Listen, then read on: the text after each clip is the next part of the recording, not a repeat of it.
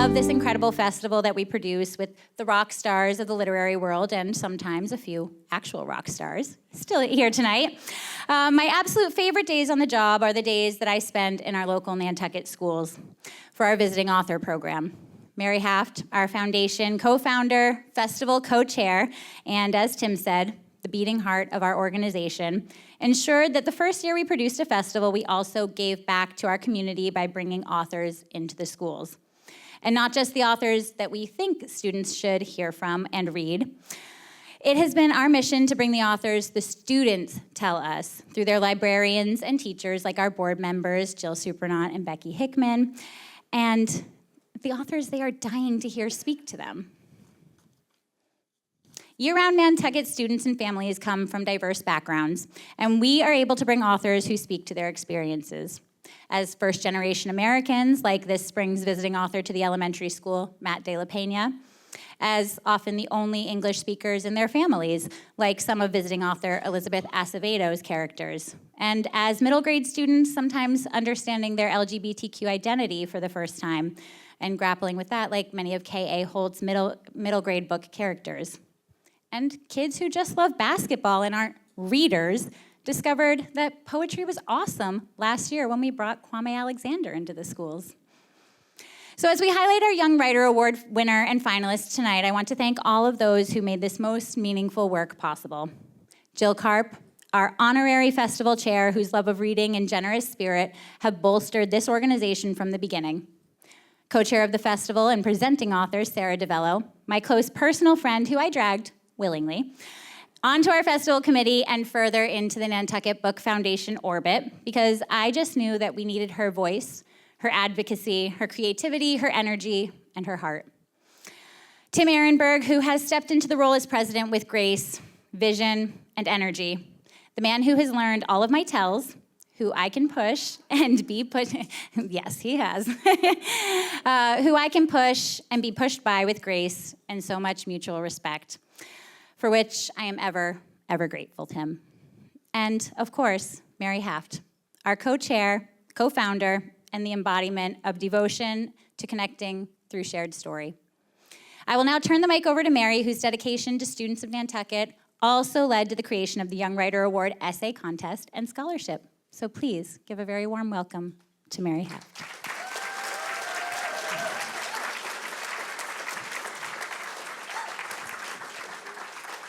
We're going to take a second because we have our young writers and we have our wonderful judges. So everyone's going to come on up because we're going to really launch this program.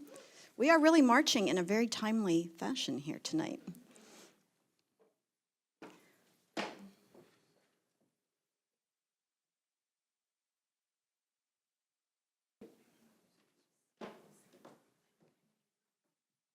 You are literally seeing the embodiment of what matters to us. And as Wendy Hudson talked about the other day, like we are a community. Nantucket is a small community, and how much we care.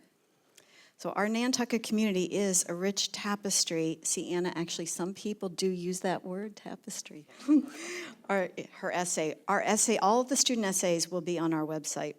Our Nantucket community is a rich tapestry of people from all over the globe who have made their home here. We believe in the power of words to change worlds, to enlarge our students' vision that while they may live on an island, there is no limit to imagination. Tonight, we celebrate our winner and finalists of our Young Writer Award, an essay competition that is held throughout the high school. We want to thank Paige Martineau, head of the English department, and all of the English teachers and our librarians who are also our board members, Becky Hickman and Jill Supernaut. Say, stand up, take a bow.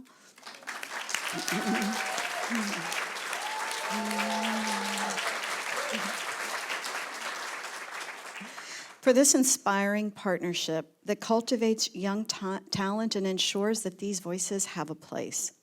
It is my honor to present our two judges for this award, reading specialist and educator Sandy Mitchell, and educator and author Jim Salzer.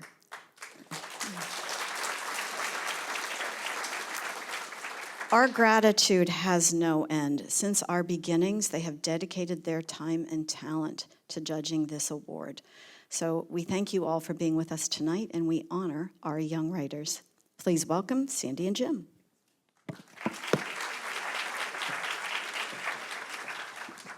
Thank you, Mary. Good evening. As we read the entries for this year's Young Writer Award, we are grateful to have the opportunity to listen to our young people and let their voices be heard. This year's prompt was inspired by visiting author Neil Shusterman's books, which are often based on real-world problems. Students were asked what in society most concerns them and drives them to ask questions. How do these young authors envision their futures? Their words inspire us to reimagine a better world. Congratulations to all of our winners and writers whose work you will be able to view online. We have 4 finalists and 1 winner, and I will begin by introducing 3 of our finalists. Freshman Madison Payne. Come on up, Maddie. Congratulations. Maddie shares her thoughts about the power of words, casually spoken or displayed on social media, and their impact on us all. She asks us to consider the weight of our words in her entry, Words Have Meaning. Thank you so much. There have been many times when I was minding my own business, scrolling through social media, and at times feeling like a braid-rotted zombie, going from app to app. I remember one night in particular when I found myself across the acronym KYS, meaning kill yourself. My face twisted into disgust, and I immediately felt sick to my stomach. A week after I read the comment, I was hanging out with some friends. We were playing video games and joking around, making teasing comments about the other's playstyle. So you can imagine my utter shock, horror, and confusion when a friend casually and playfully said the very same phrase I had came across the screen the other day. "Oh my God, kill yourself." I stopped in my tracks, my mind froze, and I stared at them in disbelief. I ignored my discomfort and embarrassment and opted to move on, hoping my friend would understand on their own that it was a terrible and dangerous thing to say. Did they see my shell-shocked face? Could they feel the awkward tension in the air? After that day, I found the phrase had crept into my friends' daily vocabulary. They repeated the phrase almost daily, to me, to other friends, and even other classmates. How could they not understand the depth and weight of their words? Eventually, I told my friend I was uncomfortable and that I wanted them to stop saying the phrase to me. They looked at me in confusion and stated, "It's not like I meant it. A lot of people say that." I told them I knew they didn't mean it, but didn't change the way I felt when it was said to me or how I thought about it. They said, "All right," and stopped using the phrase in front of me. After they stopped, I felt relieved. Thank you. Thank you, Maddie. Senior, now graduate, Marley Vitale is our next finalist. Congratulations. Marley introduces the Met Gala as a decoy, which lures us away from more pertinent issues as seen throughout history in the ploy of panem et circenses. Circa 100 AD, Roman poet Juvenal coined the term panem et circenses, meaning bread and circuses. It represented the idea that politicians would subdue displeased citizens with constant entertainment, distracting them from issues in their society. Romans were not concerned with the unstable and corrupt government or constant invasions, so long as there was free bread and public entertainment. Observing American culture reveals a similar pattern. The film industry gained popularity during the First World War, and televisions became popular in homes just after the Second. Today, we see the same, as lives of celebrities occupy television and social media, and news sources grow less reliable. In 2024, the Met Gala, Oscars, and Grammys aired alongside broadcasts of the Israel-Palestine conflict. In 2023, they were shown at the same time as reports of the Russo-Ukrainian war. In 2021, viewers could skip over news protests to watch celebrity events. Each year, global violence is buried under entertainment. Preoccupied with bread and circuses, Americans are being taught to ignore realities of the world around us.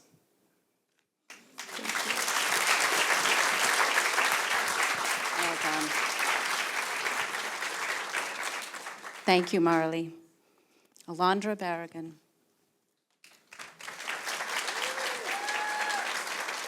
Alondra, senior, now graduate, reminds us all of the terror of gun violence, particularly upon our young people in her essay, Life and Bullets. Congratulations. Thank you. So many problems in the world can create countless horrible events, far too many to list. There's the ongoing issue of climate change and the destruction of our environment, wars, the housing crisis, the teacher shortage, the decrease of rights for LGBTQ+ individuals, and especially youth, genocides occurring in various countries, wage gaps, etc. All of the above and more constantly weigh on my mind, especially as a Chicano, which means Mexican-American individual. No matter what, I cannot escape it, and I don't want to turn a blind eye to what is happening. I am an activist, and I know that silence kills. However, what also kills are the assault weapons that are allowed with few restrictions. Because of this, I worry for my life. Almost every day, I get a notification of a news article that involves the word gun. Politicians pray for the safety of victims and send even more prayers to the families who lost their loved ones in the shootings. It isn't enough. Thoughts and prayers from the very people who are meant to protect us aren't helping the victims' families. They have the power to change laws for our safety. Why aren't they?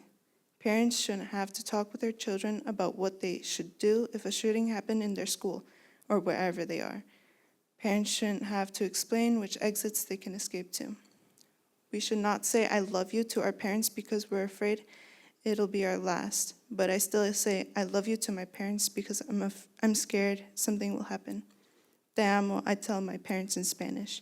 También te amo, mija, they tell me back. I want to live.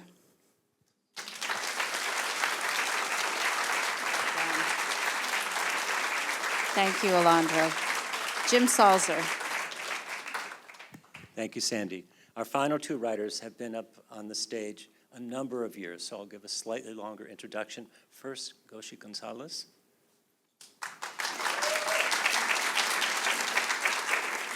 Goshi has been one of our finalists for 3 years, a writer adept at many styles and effects, moving us to tears last year with a poem about a departed grandfather, and this year, touching us with his deep insight into the gender boxes that hold us all captive. In his essay, Look in the Mirror, Goshi explores the truth that hides behind the facade. He'll read some, but here's a seminal quote. Girls are supposed to be plain, cutesy, or seductive. Boys are supposed to be strong, hunter-like, and look like perfectly symmetrical sculptures. If the world keeps going this way, people will begin to forever lose touch with their individuality, what makes them, them. How perfectly expressed, Goshi. Thank you. The world is complex and full of many problems. One such problem that rears its ugly head in the era of social media is the matter of conformity and individualism. While people appear to be living their authentic lives online, this is not the truth. People are shunned and ridiculed behind their screens when they truly deviate from what is normal, as an epidemic of sameness permeates this real world. I'm not going to read all this because it's going to take like 30 minutes. It's tempting though, really tempted. I think we all are quite aware, I hope, at this point in time about a lot of the double standards that specifically apply to young girls and women. They have to be pretty, but also cute, but also seductive. But if they're too old, then they can't do that. If they're too young, then it's weird. But I'd like to talk about something that more personally affects me. Young men are also affected by this marketing tactic of individualistic conformity. This is something I can more confidently speak about, as I'm a man who has struggled with my manliness and masculinity for years. You all probably can tell, I'm not the most dudeliest of dudes, and that's fine. Because I love myself, and that's what matters. I've always been an androgynous guy, told I'm too short, or my voice is too high, or my goth style is too much. Being told I look gay, or simply being emasculated by fellow guys, even I almost fell to some tricks of this tactic, wanting to be part of something that I never fully felt able to be, manhood. Another part of my manhood that I always struggled with was something I didn't find out until a couple years ago, was that I was in fact on the autism spectrum.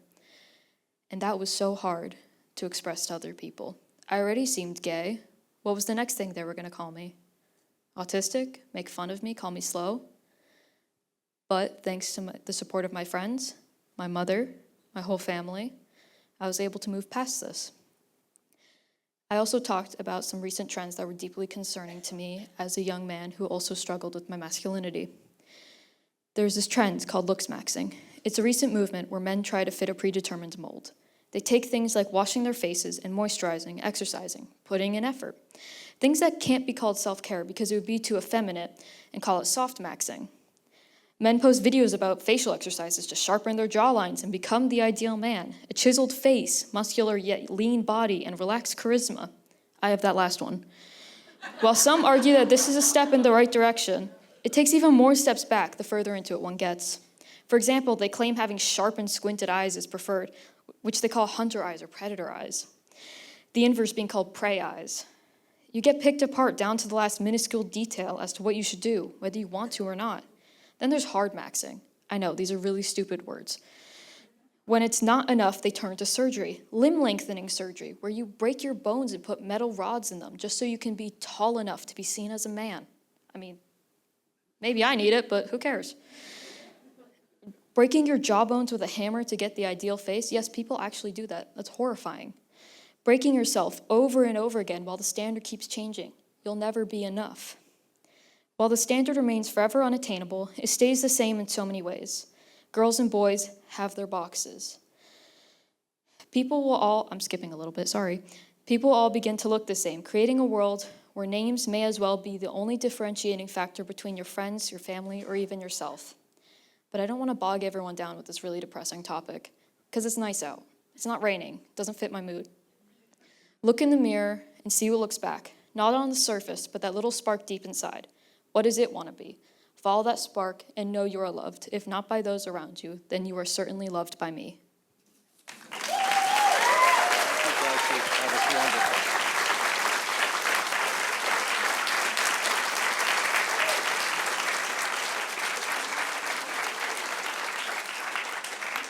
Thank you.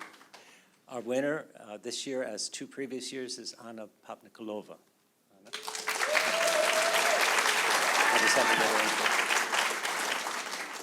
Anna has dazzled us all 4 years of her high school career.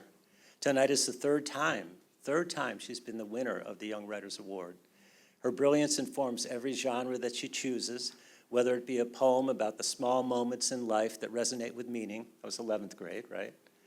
Yes. Yeah, or an essay about her mother's mushroom soup from Bulgaria. I think that was 9th grade. This year, in her winning essay, Hey Computer, Anna took a new challenge to craft a completely original type of essay, a duet of machine and human that perfectly, and I think rather astonishingly, melds form and content. Anna begins with a prompt. Hey, computer, write me a short essay on the dangers of artificial intelligence. She then presents the computer's essay, but amended into a new form as she overwrites her own comments and her own corrections and edits in parenthesis form, such as us, who sit and watch as our jobs are automated, our language is automated, our attention is diminished, our focus is shattered, our humanity is replicated. It's safe to say that Anna runs circles around the computer. Her responses to the computer's words not only showcase her uncanny and mature understanding of the art of writing, they also reveal a heartfelt humanity that AI, with all its skills, will never be able to touch. Anna, congratulations. Thank you so much for the intro.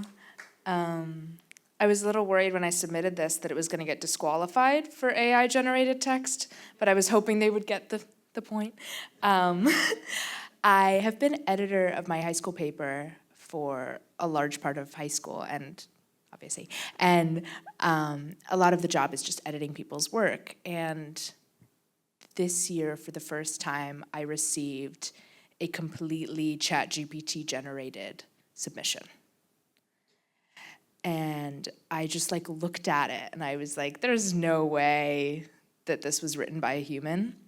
And so I ran it through an AI checker and it was 100% AI. So I ran it through a different one and it was 100% AI. And I was like, okay.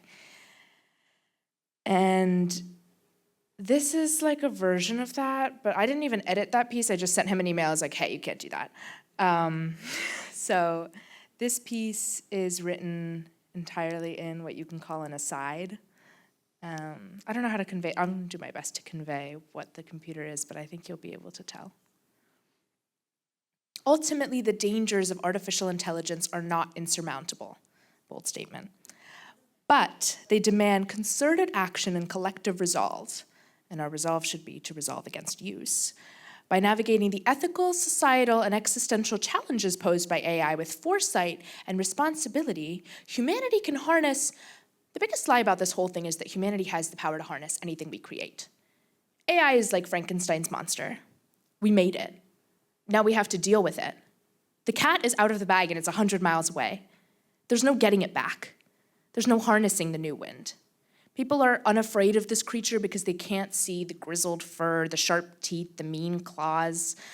The monster under their bed is scary, but a physical beast is something you can fight. A monster isn't less of a monster just because you can't see its body. Often, like with AI, because we can't see its form, we forget how terrifying it is. We forget because it talks like us. It writes like us. It applies punctuation and exclamation marks because it wants to be helpful, like us. Thank you.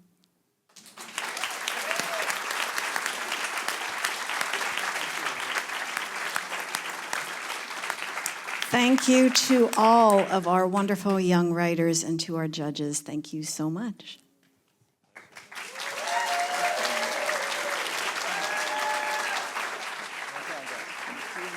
Thank you. I'm so proud of you guys. Thank you.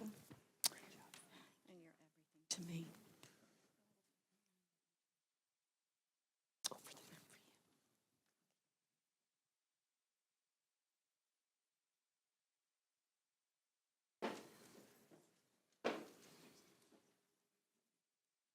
This is a blockbuster night. These two talents, Kwame Alexander and Safiya Sinclair, two powerhouse poets and writers whose words have redefined and reimagined how we shape our personal stories to rewrite our own narratives. There is strength and beauty, wisdom and power in words. Their poetic imaginations have transformed memoir into art.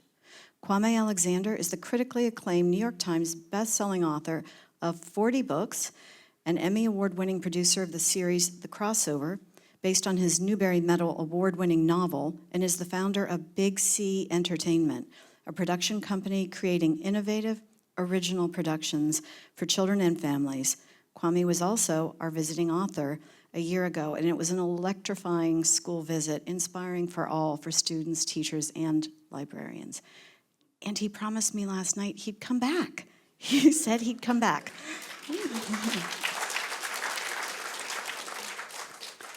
Safiya Sinclair literally just arrived on our shores from London, where she was nominated for the Women's Prize for Nonfiction. A heroic effort to be with us, and literally her last bag, all of you can appreciate, just arrived from Cape Air.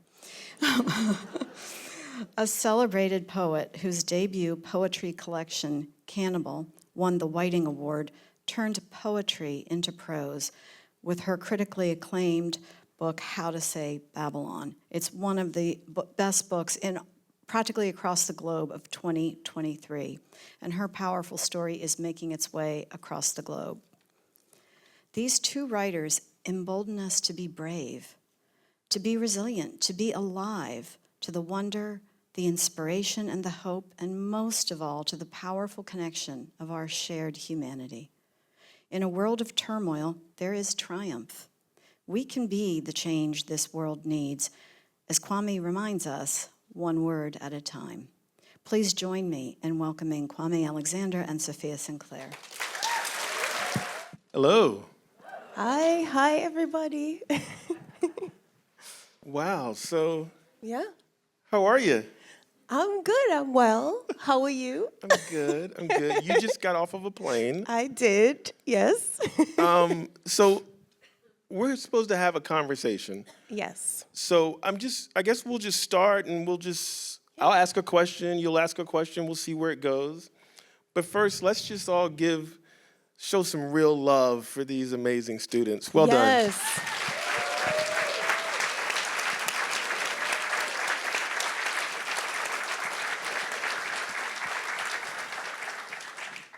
The penultimate finalist kind of gave me an idea, a spark that I want to start with. This notion of self-care, Yes. which I'm a big fan of. Like, I was in the spa yesterday morning. Yeah, reflexology and a Yeah. hydrofacial.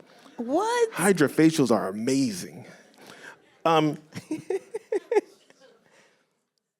You've been on a whirlwind tour Yes. around the world, Yes. just returning from London, my favorite place. What do you do? How do you practice self-care, Safiya? Well, would you believe I also got a hydrofacial like 2 days ago? Well, I got the facial before. It was this, award festivities, and I was like, well, I want to glow, so let me get this hydrofacial. But, a lot of the time for me, self-care, outside of doing like the spa things, which I love to do, involves just taking a pause or being able to take a breath or take a moment or be outside of the kind of rush of book things and literary world. And sometimes that just looks like watching bad TV. Really just because it helps me turn my mind off and I don't feel like, okay, I have to be composing a poem or answering an email or doing this thing. Can I just watch Bridgerton? That's funny. My 15-year-old, she during COVID, she was 12, and she said, all of my friends are watching Bridgerton. Can I please watch it? And I was like, no, you cannot watch it. And so finally, she begged, and I said, well, you can watch it if we watch it together.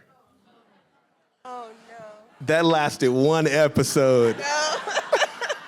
And it was a wrap. Of course. Oh my God, that would be a nightmare if my dad wanted to watch Bridgerton with me. No. Yeah, so look, you're a poet, I'm a poet. Yes. You wrote a memoir, I wrote a memoir. Yes. You've been traveling a lot. I travel a lot. You travel a lot, yeah. When I didn't know I was writing a memoir. I thought I was writing love poems. I thought I was just writing poems about my daughters and about my exes and about my mother and about my father. And one day my editor called me and she said, Kwame, you should write some prose pieces to give context to the poems. And I was like, okay. And then she said, you should write another one.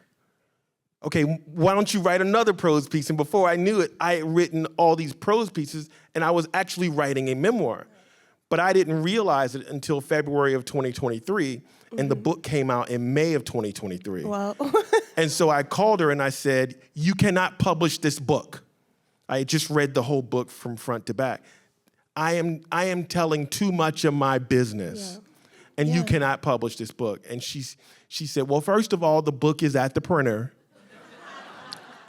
And then she sort of talked me off a ledge.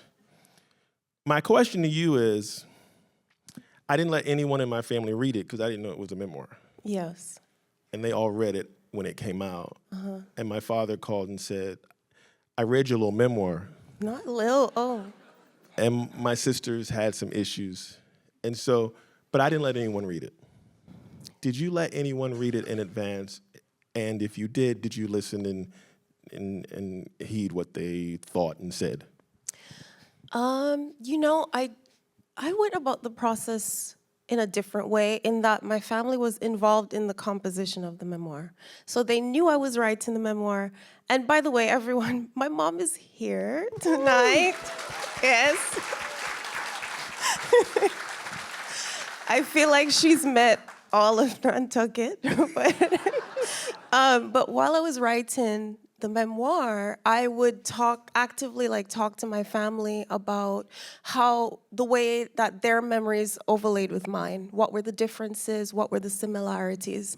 Particularly my siblings, I would call them, text them every day, like, do you remember when we lived at this house? Or like, when did we move to that place? Or do you remember that person? Or this memory I have, how do you remember it?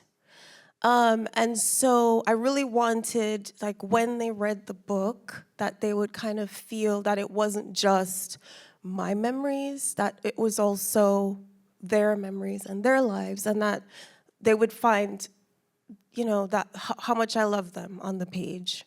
And so I feel like it was this collective effort. Yeah. How did you find it difficult after writing, having this then now public, view of your life and your family, your business, as you say, and then having to answer questions over and over about some of the things that might be discomforting? Oh, I'm not a very anxious person. I am extremely confident, and I sort of move through the world, and I own my space. I was a wreck.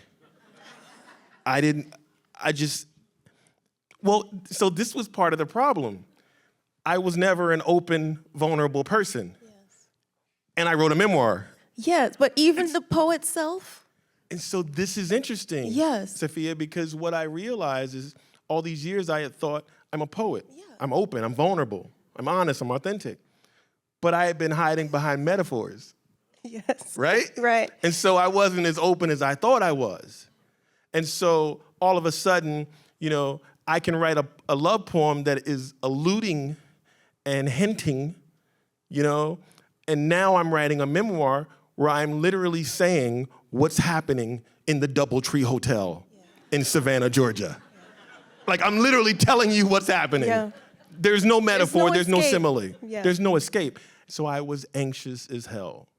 And I did a tour, and every night on tour felt like a therapy session.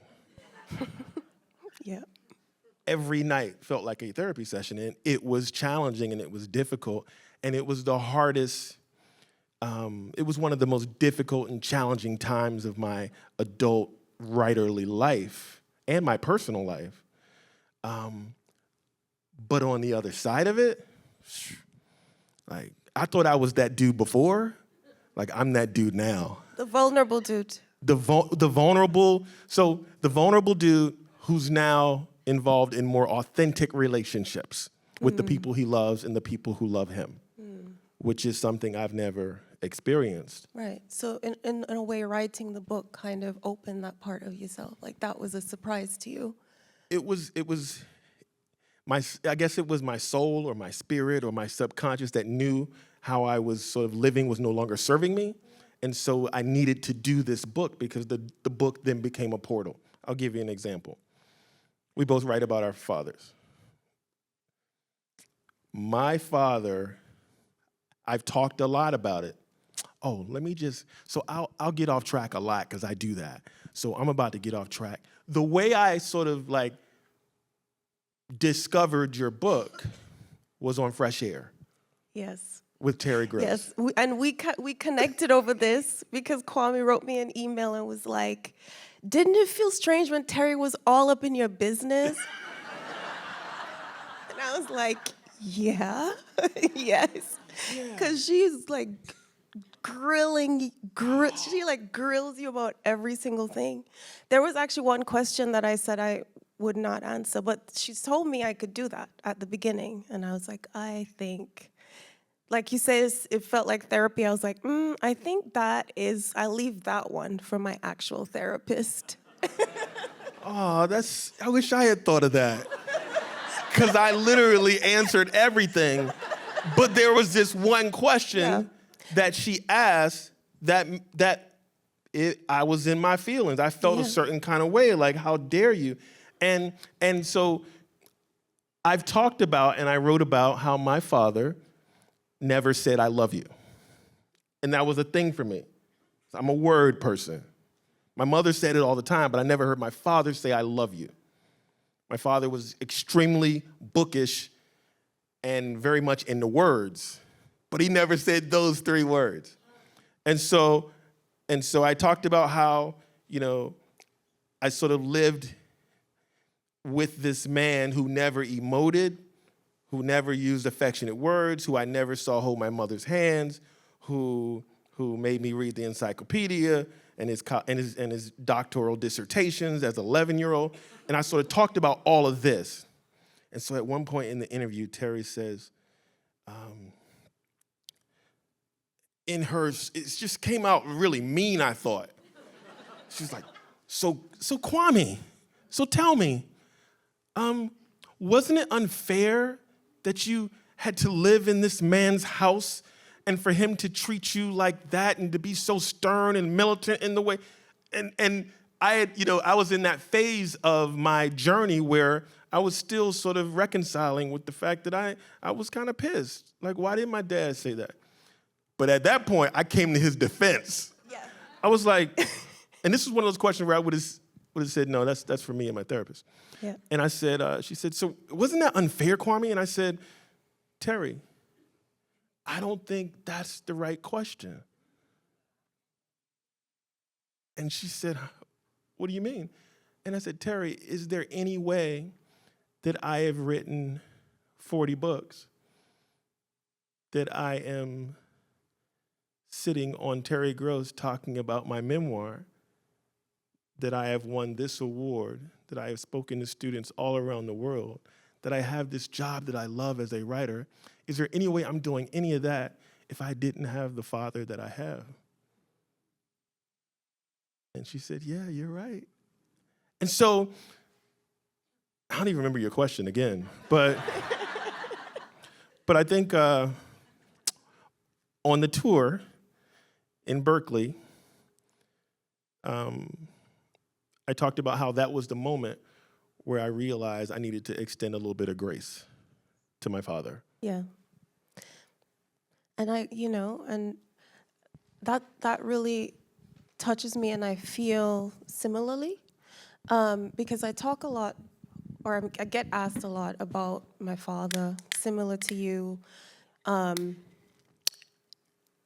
it was important for me. There was a point in writing the book that it was important for me to present him in his complexities.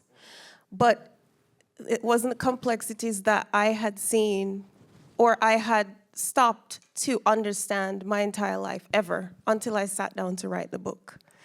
And so before I wrote the book, I would have never described myself as a forgiving person.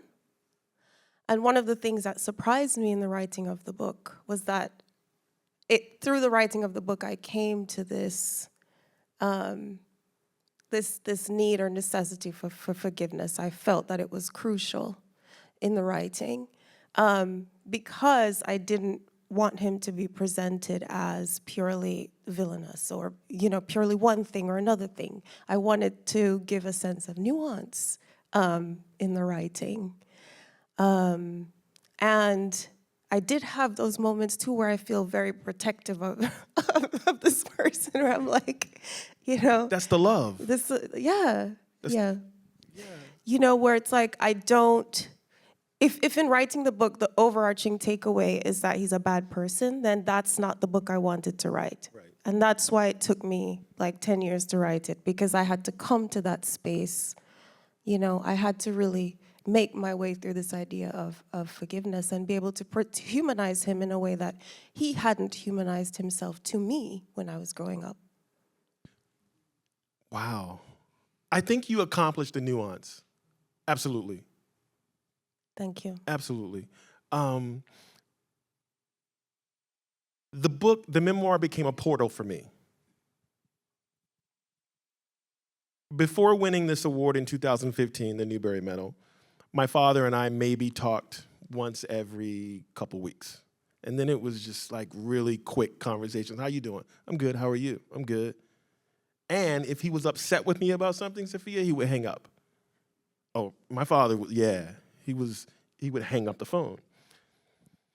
So I win the Newbery Medal on February the 2nd, 2015. And I call my mother, and she doesn't pick up.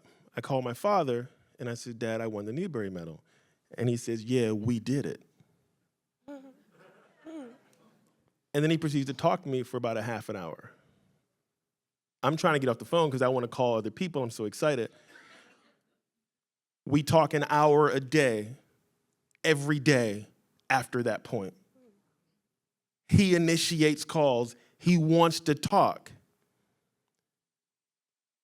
The relationship that we've had, I realize, for him, the award, the books, my writerly life, they were proof that the way that he loved Was correct. was correct.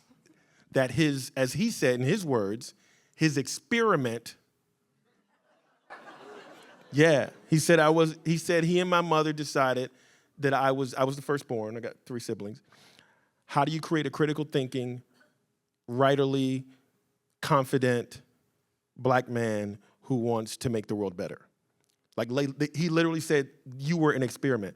And so in his mind, I was a success, or I was his success. And so the way that he loved was through books, was through literature, was through words. And that was, I didn't understand that. Being on Terry Gross, answering that question was sort of the first time that I began to sort of think about it. And then as I, so the memoir became a portal, and it opened up a way for my father and I to have this relationship that sort of climaxed one day in August. He learned how to text. And he figured out emojis. And he texted me and he said, when I was in the Air Force, I was 20-some years old, my mother had never said she loved me in my life. But I knew she loved me, Kwame, because she wrote me a letter once a week. And if you're in the service, getting mail from family is like the thing back then. He said, my father never said he loved me. The way I knew he loved me is because he bought the stamps and the envelopes for my mother. He said, Kwame, when you get to this place the old folks call the by and by, you will understand how you were loved. And so my question to you is, I believe that sometimes we want to be loved in a certain way, but we get loved how this person knows how to love, and they learn how to love from how they were loved. And I wonder if is that something that resonates with you and something you've thought about as it relates to the love that you wrote about? I think I'll answer this two ways. So I think with my father, he was definitely trying to figure it out, because he didn't know his father. He didn't grow up with a family, so he felt very much orphaned growing up. And so, for him, creating a family was his way, I think, of creating a household of love, or people who you hope will love you or have to love you. But I think he really got a little bit obsessed with this idea of Babylon, which is, I write about in the book. We grew up in this very strict Rastafari household, and he was very, very concerned with our moral architecture. He was concerned with not, being tempted by, the sinful ways of Western society. Like, he was concerned with us being what he considered to be good and moral. And I think that came from a good place, but I think it extended in a way that was not good. And so the love that was born out of fear and wanting to protect us became ultimately a ruinous thing. But then on the other side, I knew deep and boundless love from my mom. So even when my father loved harshly, my mother was always sort of the calm, nurturing sea that my siblings and I always had. Sorry, Mom, I don't want to embarrass you, but she's the one who gave us our books and our love of language and literature. She's the one who handed me my first collection of poems and said, I think you'll really love this poetry. I think it will help you. And she was right. And every single day of my life, I knew my mother woke up from the morning. She cooked for us. She cleaned. She washed our clothes. She did everything for us. And I can't imagine another kind of love like that. And that truly was a gift. Thank you, Mom.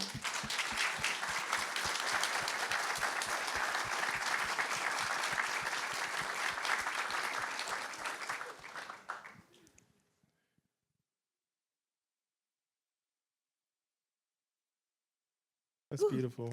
Yeah. It's different talking about the memoir when your parents are here. And that's also one of the reasons I told Terry I wasn't going to answer the question, because my mom was at the radio station listening. And Terry tried to get her on the air 10 minutes before we began. So my publicists were like, no, ma'am. No. She's not media prepped.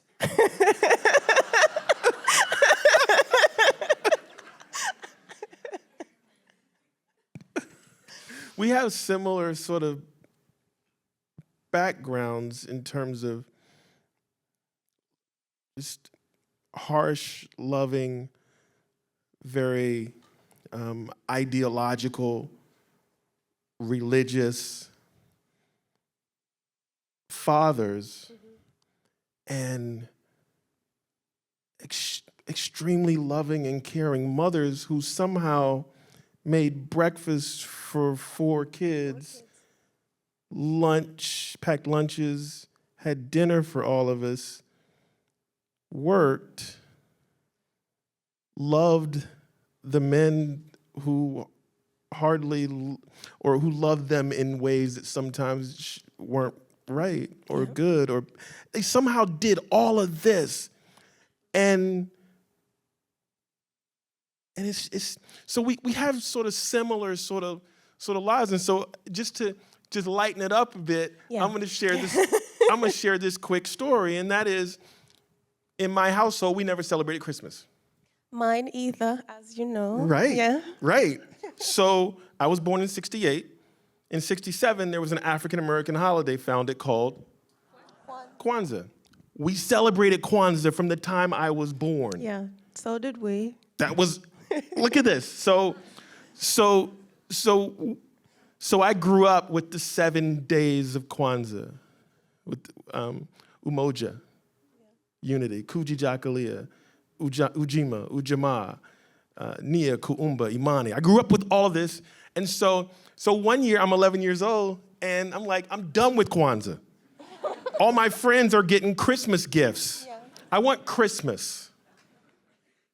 And so my cousins, they always got toys and basketballs and all kinds of stuff. And I was like, I want to go stay at my Aunt Barbara's house on the 24th. I didn't say Christmas Eve. I was trying to be slick. Like, my parents didn't figure it out. Right. I want to go to my Aunt Barbara's house on the 24th. I want to spend the night. And my father and mother, they were like, all right, fine. So they let me stay at my Aunt Barbara's house. And so I'm excited. My sisters are jealous. I'm like, it's about to go down. And so we wake up about 6 in the morning and we go to the tree, and my cousins are getting their race tracks and train tracks, and I got this big box, and I open it up, and it's 3 turtlenecks. I was like, I am done with Christmas. It is a wrap. I don't know, that's neither here nor there. I just wanted to share it. Yeah, there was nowhere to sneak off to have secret Christmas for me and my siblings. I'd love to ask you a little bit about the craft right? Because, we're both in different genres. We write through different genres. And I wondered, when you wrote the memoir, was there anything that you learned from the writing of the memoir that you then took with you to your poetry? That's a great question. That I then took with me to my poetry. Or what was something that surprised you the most in the writing of it? Okay, so there is quite a bit of poetry in the memoir, okay? And so one of the things I realized, my dear friend, I know your professor, your mentor, your dear friend is Rita Dove at Yes. the University of Virginia, and my dear friend and mentor and former professor is at the Better School in Virginia, at Virginia Tech, and her name is Nikki Giovanni. Fighting words there. One of the things I've always appreciated about Nikki's books is she writes what she wants, and she writes how she wants, and she sticks to form in some instances, and other times she experiments and plays with it and combines. And so I borrowed a little bit of that in this memoir, and the thing that I learned is that you can tell a story,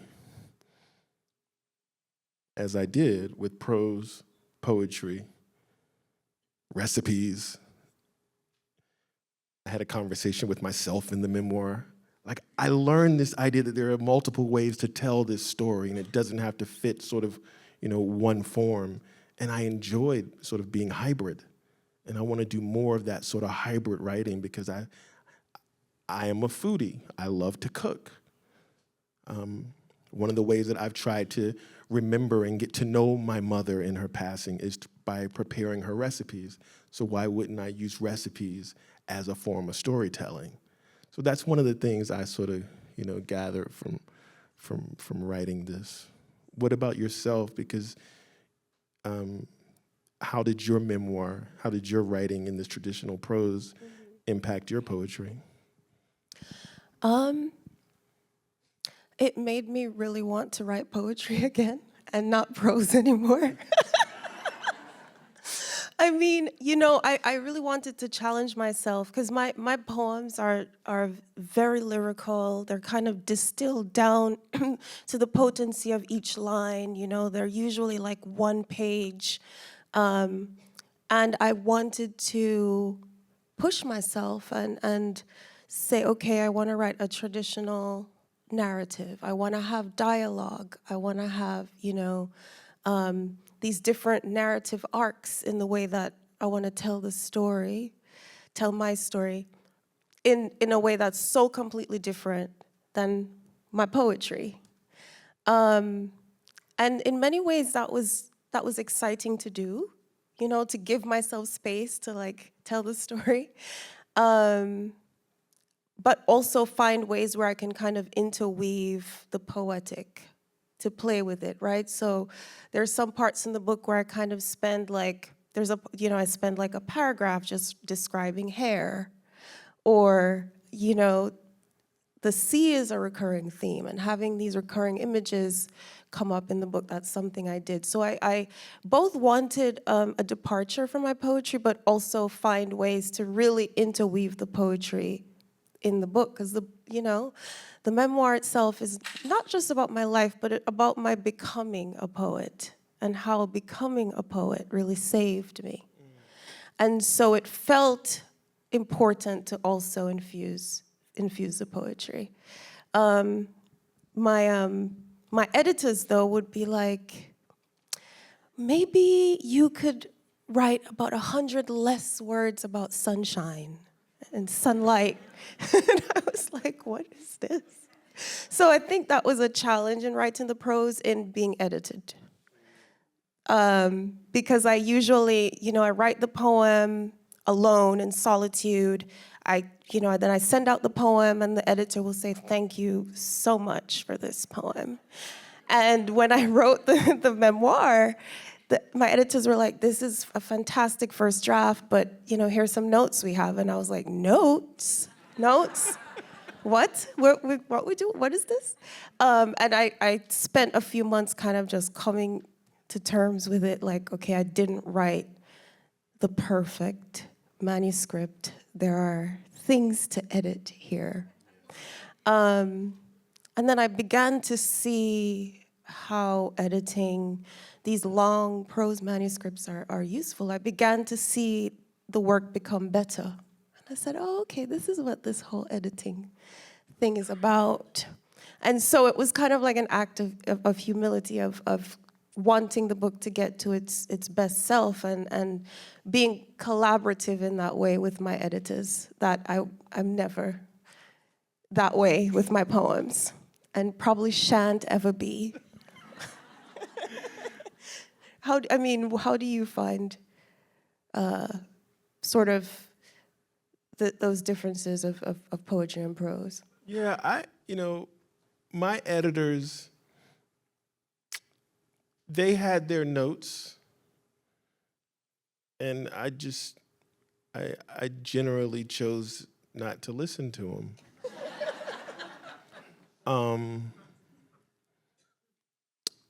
Yeah, I don't know any other way around it. But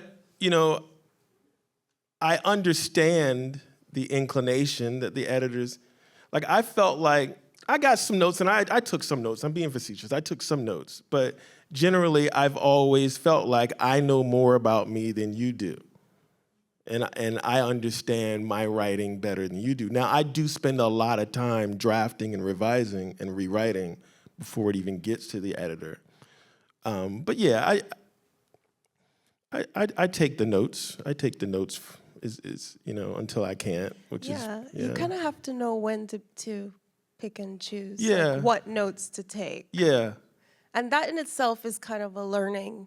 I felt I had to go with my intuition and learn, no, that's absolutely not, I'm not doing that. Right. Or, maybe that could work, that sounds like it. So part of the writerly intuition has to come and to the front. This is, not to flex, this is my 40th book. So. Not to flex. So I kind of, I'm kind of used to it by now. So this was your first memoir. Yeah, and my second book. Not to flex, it was just my second book. But you should flex, and we should acknowledge that How to Say Babylon won the National Book Critics Circle Award. So give it up, y'all. That's major. And just the many, finalists and shortlists and nominations, like the Women's Prize in London, where you just returned from. Have you spent a lot of time in London? I have for book things. I haven't seen London except for inside of an event, outside of the reading, in the signing line. I need to actually see. When I saw that you were in London, I said, I gotta text Safiya and tell her to go to a restaurant called Sheesh. But I didn't have your cell number, so I couldn't text you. But you could have asked Mary, she would have given you. Yeah, but the next time you're in London, there's a restaurant called Sheesh. And we're gonna open up to some questions. But before we do, I just gotta, to say this. We talked about the difference between poetry and memoir. And one of the differences in being a poet who's published and being a memoirist who's published is the amount of media attention. Yeah. And I have seen you everywhere. And it's been awesome to see a poet, out in the world representing us poets. And so I have a very serious question. Did you get a wardrobe budget? Because the fashion is on point. It's all right, so y'all need to follow her Instagram because she is legit. I think she's gonna be the first poet on the cover of Vogue, for sure. You're killing it. No, I don't have a fashion budget. I have asked my accountant several times, can I write this off? No, he says, I can't write off the clothes. But I really, thank you. I like to have fun with it. The same way I think about like constructing a poem as beauty as a vessel for meaning, it's the same way I kind of think about clothes. I just like to have, why not have fun, You're having fun. Yes.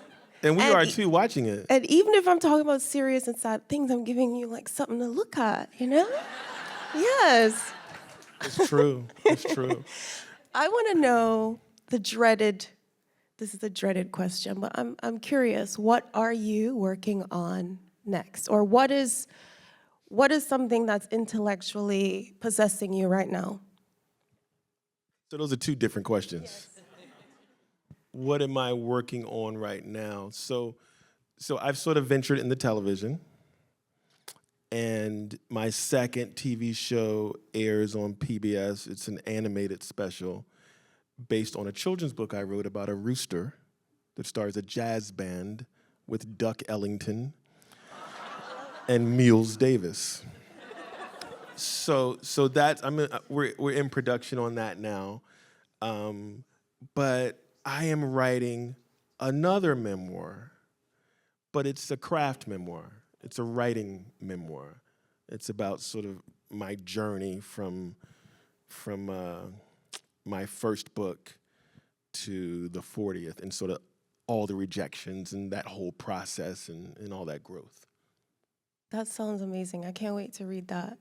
I had a professor in college. When I told him I was thinking about writing a memoir, he made me promise that I wouldn't abandon poetry and only write memoirs. Because he was like, once you write one, you see these poets, they write one and they never stop. They keep writing memoirs and they abandon.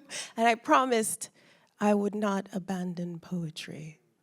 But I don't know if I have another memoir in me, so kudos to you. If you do, you will know it. I will know it. Yeah. It will make itself known, or she will make herself known. Absolutely. Yes. Absolutely. We're going to take a few questions. We'll probably take like 4.5 questions. Yes, but please stand up.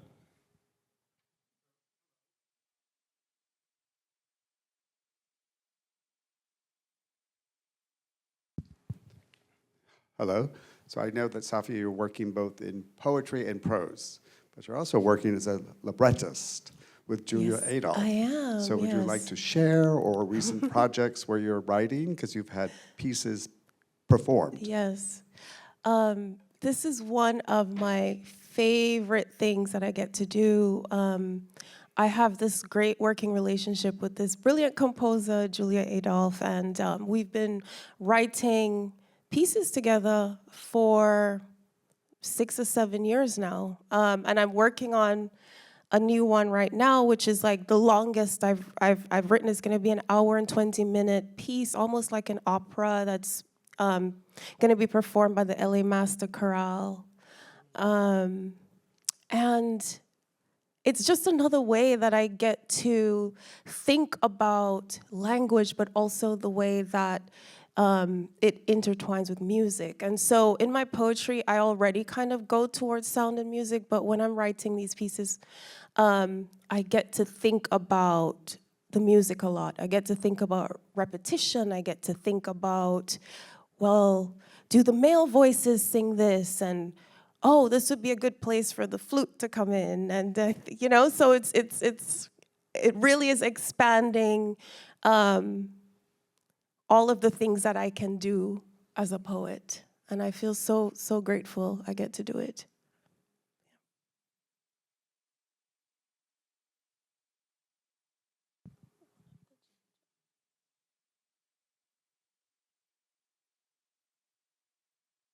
So as writers, who do you guys read? Like, whose work inspires you? Whose work did you start off reading? Whose work are you reading right now? Like, who is a writer that you like open their work and it just like, it makes you want to write? I think So for me, outside of the poets, which is the obvious, you know. Well, let's call out the poets. Let's no? call out the poets? Yes. So I find myself going back to read over and over again Lucille Clifton, Hakeem Madhubuti, Sonia Sanchez, E. E. Cummings, Pablo Neruda, Mary Oliver. And then, so I edited an anthology called This Is the Honey, which is an anthology of contemporary Black poets in America, all living poets. And it's 144 poets. And Safiya is one of the poets as well. And there are Pulitzer poets, there are established poets, there are renowned poets, there are emerging poets. Jericho Brown, Terrence Hayes, Elizabeth Alexander, Natasha Trethewey. There's so many amazing poets. Right, who are alive. That are alive, that are living. Yeah. The author that I go to, I turn to a lot, and because I'm a big fan of humor, is Percival Everett. I, share a lot of the same, I love Lucille Clifton. Actually, I was just at her house. Oh, you were? The Clifton Were you with house. Sydney? I was with Sydney. I was with her daughters, and it just felt like pilgrimage. I was walking through the space in awe. So I love Lucille Clifton. Audre Lorde is really a big influence for me. That's someone I always return to, not just her essays, which I think most people read, but her poetry as well. June Jordan, I love. I really love Sylvia Plath. And this is somebody that I talk about in my memoir as someone who really influenced me when I was your age. I love Toni Morrison, and Gabriel Garcia Marquez is also, for me, like one of my most influential writers that I return to.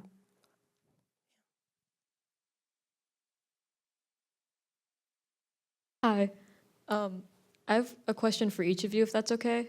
I'll try and talk fast because I know someone's got to get on the boat, and that thing is chaos. How we doing on the time? What? Okay. Okay. So Kwame, man to man.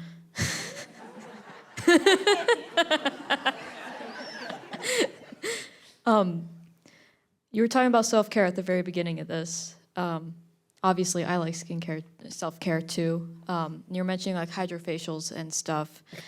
And I wanted to know, what's more of like a mental self-care thing that you do? Because I mean, like you're super cool and stuff, so I'm sure like your brain's going a mile a minute every second, and you're doing like a million things. Do I ask the other question now, or do I wait for you to answer? I don't really know. Oh, you can go ahead and ask the second question too. Okay. Yeah. Sorry, I'm intimidated. You're very pretty. So when you guys were talking about your fathers, which was a very interesting thing, and resonated with me personally, how did you come to terms with understanding that despite how you may have been treated, that there still was possibly love there? Was it just more of like a sitting back and think? I guess this goes for both of you, really. Like, is it more like a introspective thing, or did something externally influence it, or was it just as you were writing it came to you? I was really interested about that.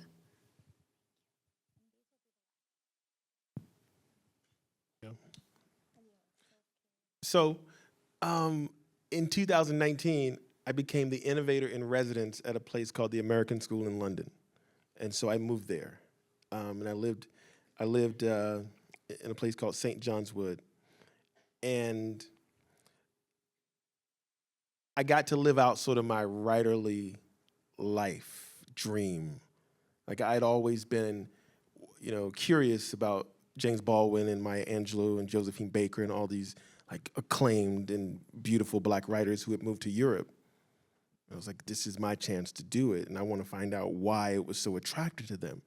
And so I moved to London, and I've got this flat, and I got this terrace, and I'm writing every day, and I'm living this sort of writerly life, and and I'm going to this cafe every morning in a place called Maida Vale. And I'm working on this novel.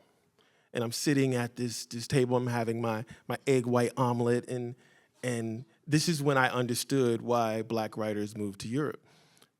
One day I get up, and I'm walking back to my flat, and I'm on this cobblestone alley, and there's this woman, this old British, white woman who's like really short, and she's like 5 feet in front of me. And so as a Black man in America, the fear kicks in, and I start feeling what Black men feel on elevators with white women, or when a white woman clutches her purse, or sort of all that baggage I have from America, and I'm starting to feel like, oh shit, this is, and I don't know what she's thinking, but I know what I think she's thinking, and I know and I'm sweating, and I'm like, oh, this is gonna be horrible. So I try to slow down. I'm 6'4". She's like 4 feet. And so I can't help, and I sort of catch up to her. And I'm like afraid, like what's about to happen? This weight of being Black is just it's burdening me, and I don't know how to handle it. And so I get beside her, and she looks at me, and she says, "Oh, hello!" And it's the most beautiful, and we have this cool conversation, and I just go off about my business, and it's just like, this is the first week of me being in London, and it was 3 years of that, and I understood it was the first time that I ever felt like an American. The first time I ever felt like I wasn't other. The first time I felt like I didn't have to worry about that burden that we feel as Black people in America. I could just write and be me and do me, and it was beautiful. And that had nothing to do with your question, but I practiced self-care because I walked in Regent's Park. I walked in Hyde Park. London is a walking place, and walking became my thing. It became my way of just grounding myself. Walking is really good. I feel like walking is really good for the creative mind. Yeah. To answer your question, we should have ended on yours because mine's like a heavy answer of like, how did I come to the forgiveness of writing about my father and so on. The short answer is time, wisdom, and a lot of therapy. The longer answer is I had to think a lot about the book that I wanted to write. So the first time that I'd left Jamaica in a way that felt really final was 10 or 11 years ago when I left and went to do my MFA in Charlottesville, Virginia. And that was the first time I began to think about writing this memoir for the first time. And when I tried to write it, it felt too heavy. The wounds felt too fresh. And I didn't know if I would actually survive the writing of it. And I had a professor there, Gregory Orr, beautiful, amazing poet, who also had written a memoir. And he told me, I think you need to write this book from a place of safety. And that place of safety, I don't know if you have it yet. And he was right. I didn't have it yet. And the book I would have written then, 10 years ago, would have been a completely different book than it is now. And I didn't want to write the book from a wound, which is what it would have been then. I didn't want to write the book from a place of hurt or a place of anger, which were the things I was still feeling then. And so I kind of had to really wait until I felt that I was ready to write the book, until I had that place of safety, which happened 5 years after that. When I returned to Jamaica for the first time, I read my poems in Jamaica for the first time, and I invited my father to come and hear me read them. And he'd never once actually like acknowledged my poetry or had ever heard me read, and he came. And I read a poem that I'd written just for him, directly to him. I was like so nervous. And I said to him, I just hope you hear me. And at the end of the reading, he came up to me and he gave me this long embrace, and he kind of looked at me. It felt like eye to eye for the first time, like he'd seen me as like an equal for the first time. And he said, I'm listening and I hear you. And that was the moment where I felt so much of what had happened had been released from me. And I felt, okay, now I'm ready to write the book because I know where it ends. And so now I can begin. Yeah.